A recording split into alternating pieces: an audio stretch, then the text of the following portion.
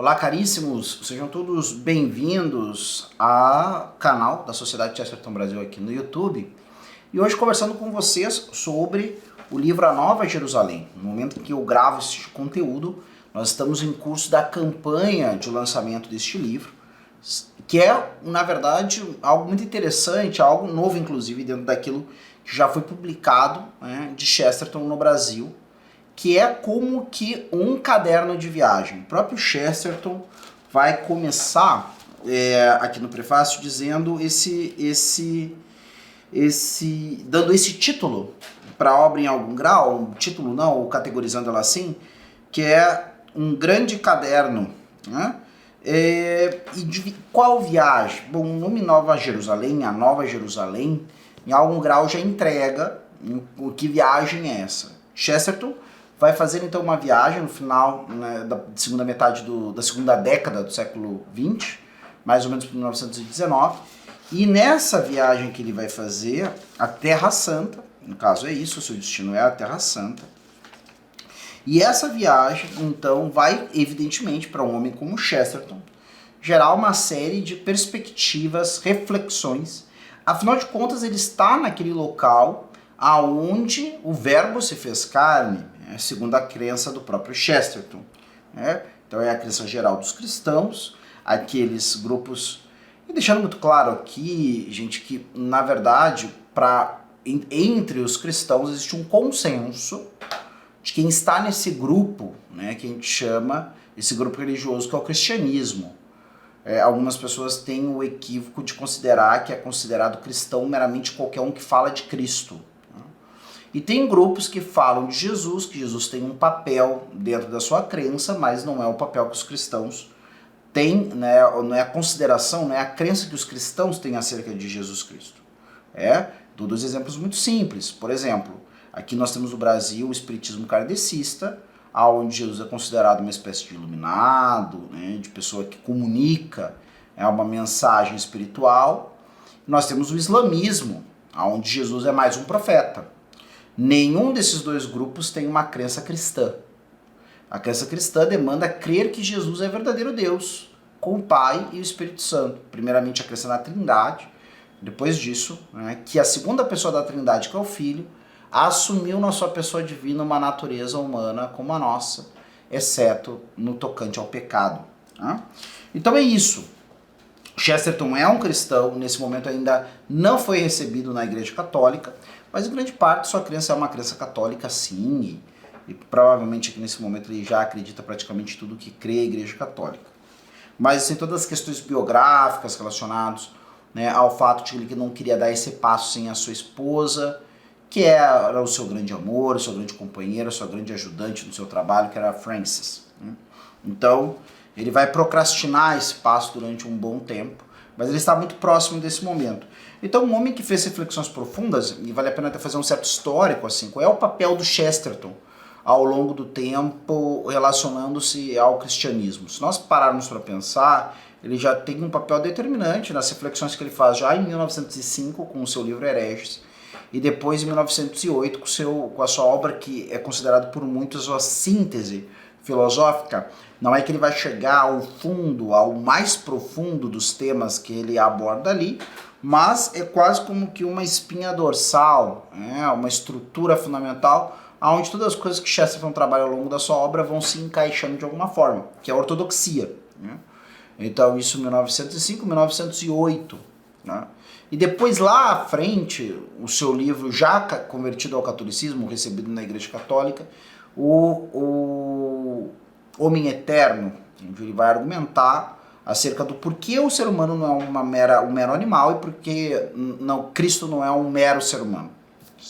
Então nós temos todos esses antecedentes, e depois o que se segue a escrita desse livro, aonde esse homem, tirando o fato, além de Chesterton ser um cristão de um profundo conhecimento acerca do cristianismo, é um homem que tem um cabedal histórico, cultural, literário enorme. Então todas aquelas trajetórias literárias que de alguma forma se inspiraram num imaginário que o Ocidente fez com maior ou menor acerto histórico, geográfico, antropológico acerca da Terra Santa, estão presentes em Chesterton. A ideia, né, de um Graal, a ideia do cálice sagrado que veio da Terra Santa e passou por várias mãos até chegar em algum lugar da Europa, os grandes feitos dos cruzados, a própria presença também, e aqui ele vai tocar em coisas muito importantes, como a visão do mundo ocidental acerca de dois povos que estão presentes na Palestina e na Terra Santa, de maneira, né, determinante, que são os judeus e os árabes. E o Ocidente teve contato com esses dois grupos. A etnia dos judeus está espalhada pela Europa em vários contextos, com todos os percalços que a sua trajetória em meio ao mundo ocidental teve, perseguições, interações sociais, o papel deles dentro da economia, do mundo financeiro e até mesmo mais do que isso, numa economia monetarizada, todos esses elementos. E os árabes, como grandes antagonistas de um Ocidente cristão, e especialmente pensando que até 1492 nós temos os árabes, ou melhor, os islâmicos, como que uma pinça que aperta com cada ponto uma parte da Europa. Ao oeste, a Península Ibérica, ou seja, o El-Andalus, a parte da Espanha e de Portugal dominado. Em Portugal nem existia ainda, Espanha era o nome geral, Hispania, o nome geral da província que os romanos tinham ali na Península Ibérica. Eles dominam 711, uma boa parte, vão prosseguindo até chegar ao momento que colocam para o norte as populações cristãs da Península Ibérica, quase atravessam ali os Pirineus em 742, se não me engano, mas eu posso errar nessa data por alguns anos. São brecados aí por Carlos Martel, se não me engano é o avô de Carlos Magno.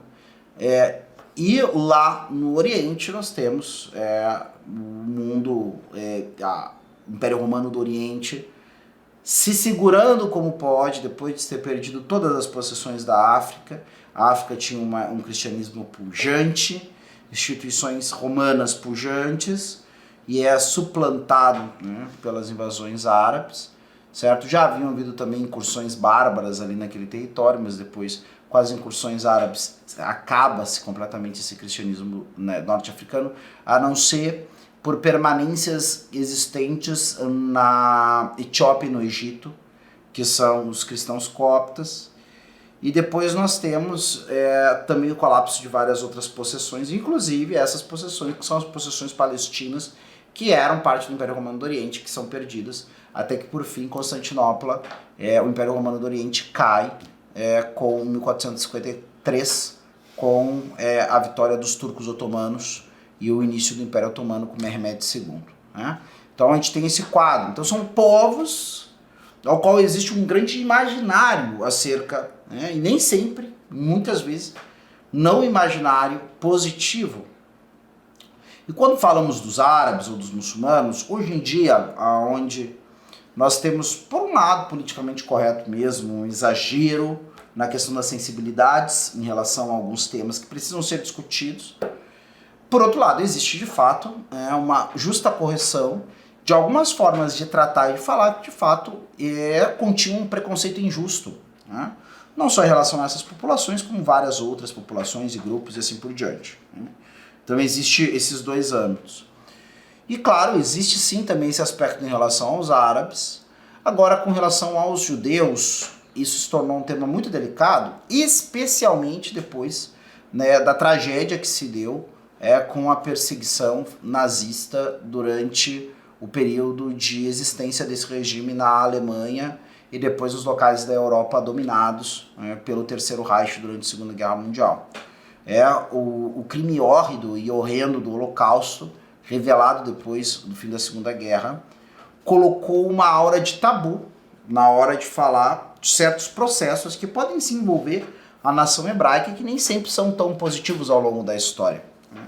E o Chesterton abre esse livro falando justamente disso, falando justamente sobre acreditar que uma população, seja ela qual for, nesse caso aqui, porque estamos falando de Terra Santa, envolve os hebreus, se somente esteve no papel de oprimido e nunca no papel de opressor, é querer colocar o fato, querer apresentar alguma etnia, seja ela qual for, como indefectível, ou sem pecado, ou sem defeito, ou coisa que eu valha. Então, e eu falo isso aqui, porque ao apresentar o livro, podem aparecer vozes que queiram apresentar Chesterton sobre uma sombra antissemita em vista de algumas das reflexões que ele faz aqui. E eu acredito que o importante é pensar sobre tudo isso. Primeiro, Chesterton não é um homem perfeito, então tudo bem, pode ser que em algum momento da obra qualquer um que leia criticamente possa pensar, olha, isso poderia ter sido melhor dito, ou talvez uma outra coisa, né, poderia, né, ser melhor colocada. Isso aí sempre existe espaço para esse tipo de coisa. As pessoas fazem leituras diversas, né? Mas um ponto fundamental é o seguinte: Chesterton é um homem que nunca coloca as coisas debaixo do tapete e ele sempre discute todas as coisas que ele acha que tem que serem discutidas. A gente sabe que muitas pessoas entendem a mera discussão de alguma coisa muitas vezes como ataque frontal. O mero cogitar ou verificar uma ideia para alguns já é motivo para ser acusado e condenado. Bom, para essas pessoas, Chesterton não só vai cair numa condenação automática, não só por qualquer coisa que esteja escrito em Nova Jerusalém, mas em várias outras obras suas que existem ali, tá? Então isso. Ou seja, o convite é uma reflexão sobre o que significa os acontecimentos daquela região do mundo, certo? Sobre diversos aspectos, inclusive sobre os aspectos políticos, sociais, não somente religiosos ou coisa que eu valha, certo? Então é uma ampla reflexão, ou seja, se eu quisesse agora me perguntar o que Chesterton tem a dizer sobre os temas que podem circundar a questão da Terra Santa, valeria muito a pena eu conferir e ler com cuidado e atenção esse livro, né? E aí alguém poderia dizer, agora no segundo ponto, não, Rodrigo, mas tudo bem, eu não tenho esse interesse. Aí, em algum grau, meu papel agora também nessa nossa conversa é apresentar por que você deveria estar interessado, né? Porque tem uma coisa que é muito complicada nos tempos que vão, que eu não sei se eu chamo isso de idealismo ou de, sei lá, as pessoas, eu não sei nem que adjetivo dar para isso, né?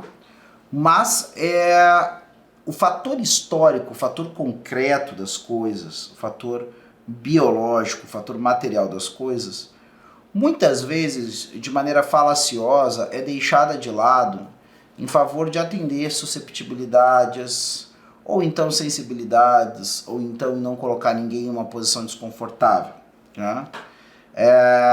Para quem está acompanhando os desenvolvimentos culturais da nossa sociedade e das outras ao redor do mundo, principalmente no Ocidente, o que eu estou falando aqui, né, vocês já estão entendendo muito bem sobre alguns problemas da qual eu estou querendo me referir aqui agora, tá? Mas o que acontece quando nós vemos esses mesmos sujeitos terem que lidar com os problemas concretos e incontornáveis, aí as coisas mudam de figura, né? Ou seja, o mundo ideal, o mundo teórico apresentado por essas pessoas, muitas vezes não se confirma.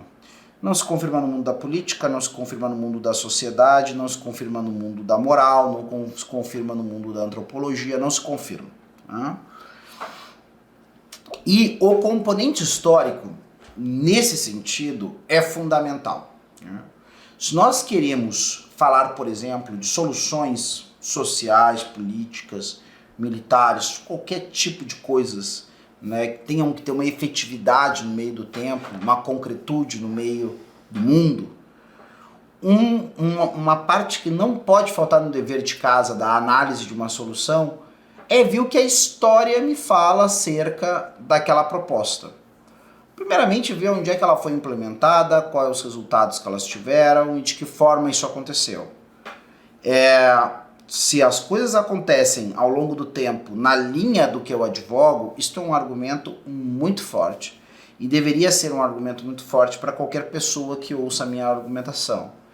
Se ao longo da história já se buscou fazer o que eu estou propondo da forma que eu estou propondo e quase sempre não se obteve o resultado esperado ou não houve o resultado esperado por mim, logo isso também deveria ser um argumento muito forte contrário à minha proposição para aqueles que me escutam. Se é uma proposta nova, nunca tentada antes, bom, aí nós temos que decidir qual é o campo do comprometimento que queremos ter para algo que nós não sabemos qual vai ser o resultado. Né?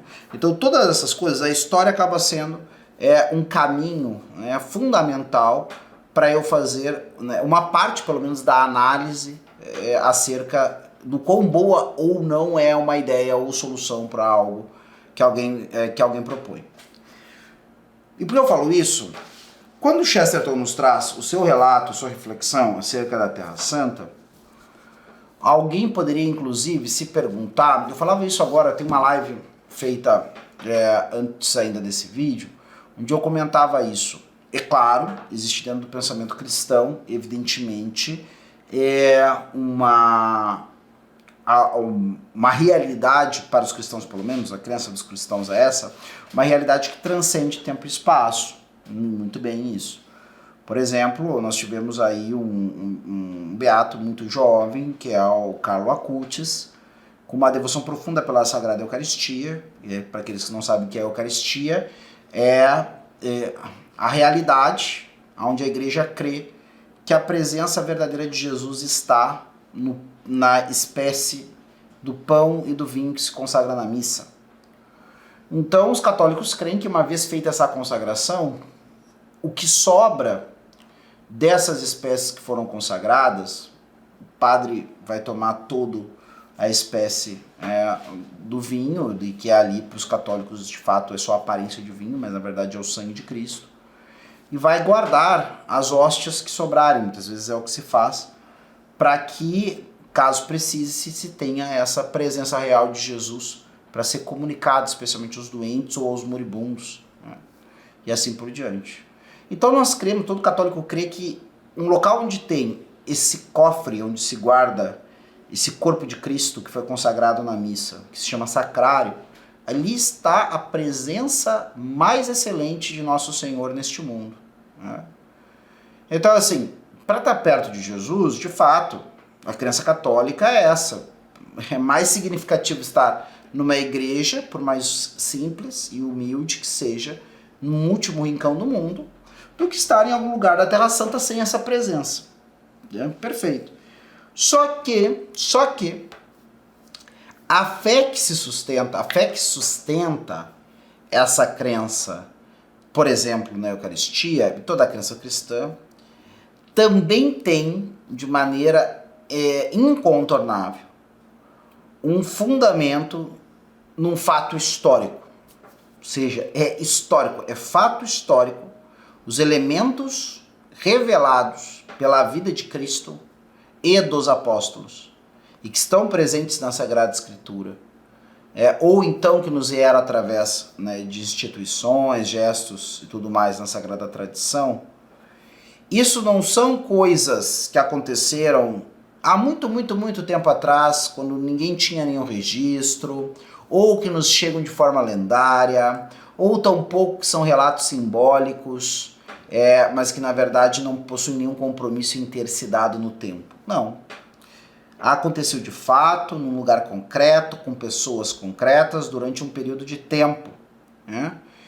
E é isso, é história. História como é histórico, daqui um momento que esse momento se tornar passado, será parte da história essa aula sendo gravada, por exemplo. Então é histórico, está se dando no tempo. Transcende o tempo, segundo a crença dos cristãos, sim. Começa no tempo e vai para a eternidade. Mas se deu no tempo. Isso é incontornável para a fé cristã. De fato, Deus entrou no tempo quando Jesus se encarnou no seio da Virgem Maria. Então isso é importante. E aonde é que isso acontece? Isso acontece na Terra Santa. Isso acontece não só em Jerusalém, mas na terra de Israel, ali naqueles vários lugares que são relatados na Sagrada Escritura. Sem falar de todos os outros eventos que se deram naquela terra antes ainda da vinda de Jesus. Então, essas reflexões não são só reflexões sobre o cristianismo, são reflexões, no fundo, sobre todo esse pano de fundo geográfico, histórico, cultural, linguístico, e assim por diante, que é o palco daquele relato que é o relato mais influente de toda a história da humanidade. Sim, porque é o que informou o pensamento ocidental, e o Ocidente está à frente, ou conquistou, ou tem à frente, né, uma hegemonia dentro do processo, né, mundial. A civilização ocidental teve conquistas que são incomparáveis no campo da ciência, no campo das artes, no campo da música, no campo mais diversos campos. E essas conquistas se deram dentro de um contexto cultural cristão, com uma forma mentes cristã, e muitas vezes impulsionado por uma visão cristã de mundo ou de missão, né? E tudo isso tem o seu epicentro histórico aonde? Nesta terra que Chesterton visita e reflete. Então, quem já teve algum contato com as obras de Chesterton anteriormente, já vai entender todo o potencial que este homem, nesse local, tem para nos dar uma reflexão acerca da história que ela é ímpar. E aí essa é a última parte da nossa conversa nesse momento, que é falar um pouco disso. O Chesterton, em algum grau, como historiador. Eu diria que o Chesterton quase ele inaugura uma nova forma. Isso aqui eu tô dando a impressão que eu tenho, tá, pessoal? Ninguém tá aqui, não, tem uma larga monografia, um estudo de muitas décadas sobre isso, onde eu posso argumentar largamente sobre o que eu vou falar agora, não é o caso. É uma impressão que eu tenho, uma vez que eu trabalho com o autor Chesterton, com a divulgação do autor Chesterton aqui, né, na Sociedade Chesterton Brasil e no nosso grande guarda-chuva onde está a sociedade, que é no Instituto de São Vitor. A impressão que eu tenho é que o Chesterton, ele pelo menos, se ele não inaugura uma nova forma de historiografia, ele no mínimo tem particularidades ou originalidades dentro do discurso histórico do Chesterton. Por quê? Porque o Chesterton, ele inescapavelmente, ele não consegue evitar, não sei se alguma vez ele tentou, mas se ele tentou, me parece que ele falha, ele não consegue, né, simplesmente me dar um relato histórico linear. Eu me lembro de um querido amigo que, conversando comigo sobre a biografia de Santo Tomás de Aquino, me falou de um certo desconforto com a biografia de Santo Tomás, que afinal de contas ele queria um relato mais linear acerca da vida do Akinati, e aí ele queria, né, nasceu tal, foi para tal lugar, viveu assim, viveu assado, depois não sei o que, depois entrou para a ordem, depois assim por diante, o que não há nada mal isso aí, muito importante. Inclusive eu acho muito importante aqueles vulgarizadores sérios, ou seja, aquelas pessoas sérias, certo? Que atentos ao rigor científico, humildemente fazem um serviço de recolher aquilo que os cientistas que estão na ponta da pesquisa histórica conseguiram como relato e colocam ali de maneira mais ou menos organizada para se tornar mais palatável para o leitor comum, que não tem a apreensão dos fatos primordiais. E esse é um problema. Se você vai, por exemplo, muitas vezes para um livro, né, que vamos dizer assim, que é de um acadêmico, de um historiador de carreira da universidade, e vai ler o livro dele sobre algumas coisas, dependendo do livro que você pega, você pode se ver mal, porque dali ele começa certas discussões que ele presume que você já sabe certos dados fundamentais. E você não sabe, talvez você esteja se aproximando pela primeira vez. Só uma dica também de por onde é que vai as nossas pesquisas históricas. Sempre tem essa atenção.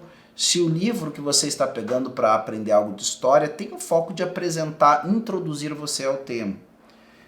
Então é isso, porque muitas vezes um historiador, com razão, ele não está escrevendo para um grande público, ele está escrevendo para um determinado público e ele não tem... Porque imaginem, gente, se toda vez que um historiador que já sabe muito, para escrever um livro sobre um tema, vai ter que pegar e dar toda uma introdução ao tema, para então chegar na parte que ele realmente pesquisou. Sei lá, por exemplo, né, a vida dos judeus ou da etnia hebraica na Palestina do final da segunda década do século XX, que é o caso do contexto de Chesterton aqui.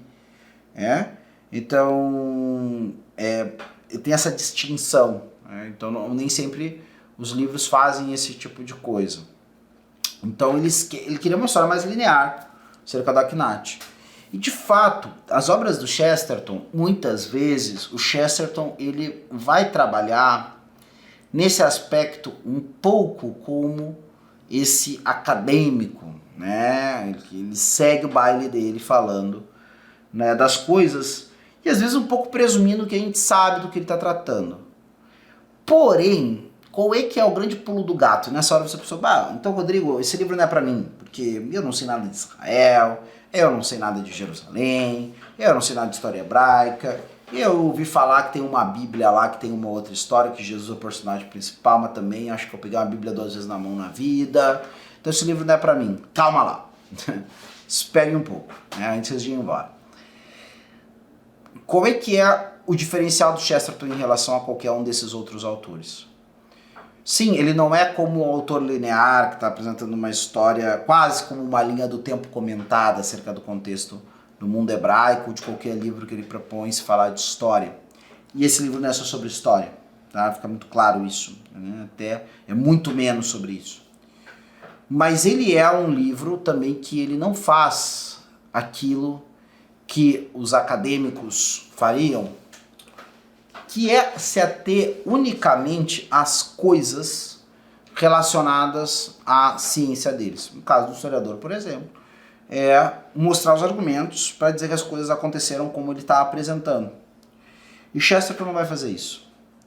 Chesterton vai se deter, sobretudo, naquilo que é importante para que o melhor, o mais excelente de cada tema, de cada assunto, de cada coisa que ele trata, seja crítica literária, seja história, seja filosofia, seja teologia, seja o que for, ele vai se esforçar em cada lugar para fazer um serviço à verdade. A compreensão mais completa que eu, especialmente eu como homem comum, posso ter da realidade a partir da leitura ou da abordagem deste ou daquele livro que ele está tratando, ou dessa e daquela realidade que ele está tratando. Então assim, quando ele vai me falar de Dickens, em alguma e a gente publicou o livro dele sobre Dickens, certo? Ele não vai falar para mim somente acerca do que Dickens pensava criticamente falando sobre certas estruturas de imagens, personagens e assim por diante. Não. Ele vai tentar me mostrar como Dickens me ajuda a compreender melhor quem eu sou, me ajuda a compreender melhor o que é o mundo, me ajuda a compreender melhor as coisas todas, como é que o Dickens aumenta, como é que a leitura do Dickens aumenta em minha carga de verdade. Né? Porque esse é o grande mote do Chesterton. Né? O grande mote do Chesterton é um serviço à verdade. E ele dizia isso, inclusive, que o grande desejo dele era servir o seu país, dando ao seu país a verdade que ele mesmo encontrar. E eu penso que hoje, mais do que qualquer outro tempo, nós estamos vendo, volta e meia, eu acho que a gente tem um pouco essa impressão, nós que vivemos, principalmente nós que vivemos no Ocidente como América, né? Então, nós que vivemos nessa parte, não está muito distante dos efeitos concretos dos conflitos. Alguém pode falar, não, Rodrigo, mas afeta algo na economia, afeta algo em certas relações, assim por diante. Não, pode ser, de fato, mas ainda assim, falando do que realmente são as consequências para as populações que vivem nas imediações de onde acontecem os conflitos entre, por exemplo, agora Israel e o Hamas e assim por diante, nós estamos muito distantes.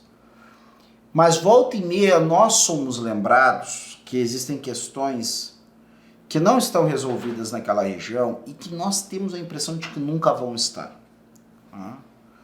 E aí existem as mais diversas manifestações acerca desse tema, partindo de cosmovisões bem distintas.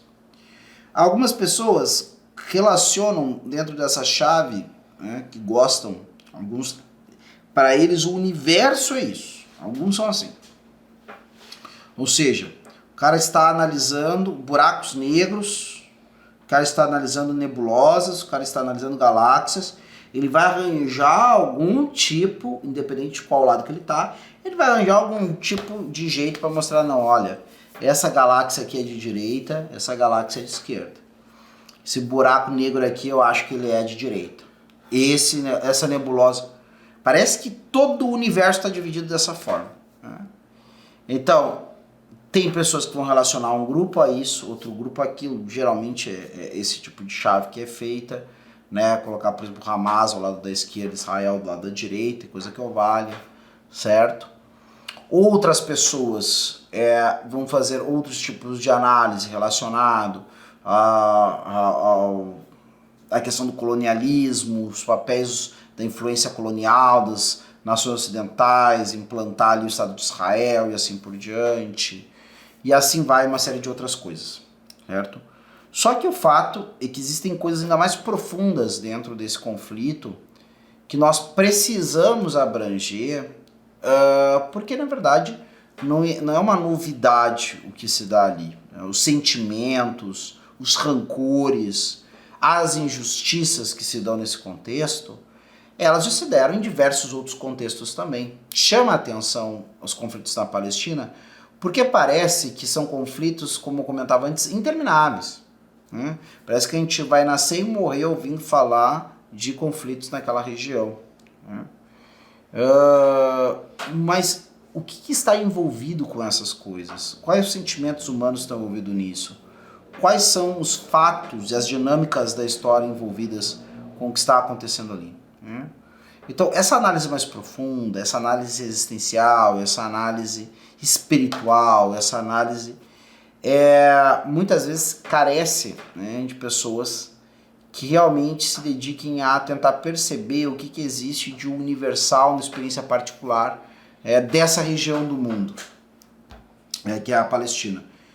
E, sem dúvida alguma, Chesterton presta, não estou dizendo que é o livro definitivo acerca disso, mas o Chesterton, ele presta um serviço valioso em nos mostrar, né, o que há de universal em todos esses eventos que se deram dentro, né, desse território tão pequeno. Se a gente olha ali, até eu pesquisei antes, seria até interessante pesquisar, mas a proporção do que é o Estado de Israel não deve dar, é menor que, provavelmente é menor que qualquer estado do Brasil ou do tamanho do menor estado, uma coisa assim.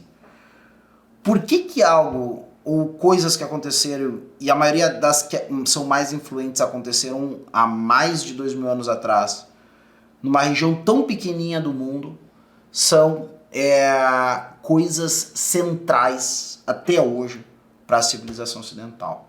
Se você quer compreender isso, se você quer embarcar numa jornada, se você quer conhecer como é que é o Chesterton, como um viajante e um homem, né, que vai descrever a sua viagem, ou seja, inaugurar um novo estilo literário na leitura de Chesterton, que é o caderno de viagem, que é o diário de viagem, que é um estilo literário. Existem várias obras célebres neste campo, que é da descrição de viagem, né, que a pessoa viu ao ir a algum lugar e como ela relata isso. Você tem agora essa oportunidade no livro A Nova Jerusalém. Não perca essa oportunidade de entrar, de participar da campanha de lançamento.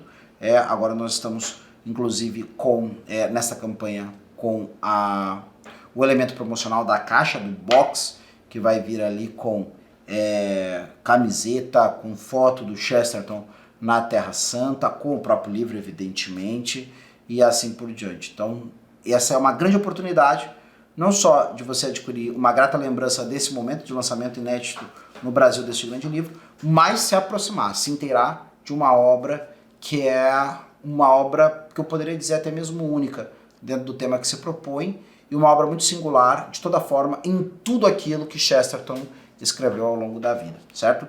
Se você gostou desse vídeo, não deixe de curtir, compartilhar com quem você sabe que também vai gostar desse conteúdo, se inscreva no canal se não é inscrito ainda, e até a próxima.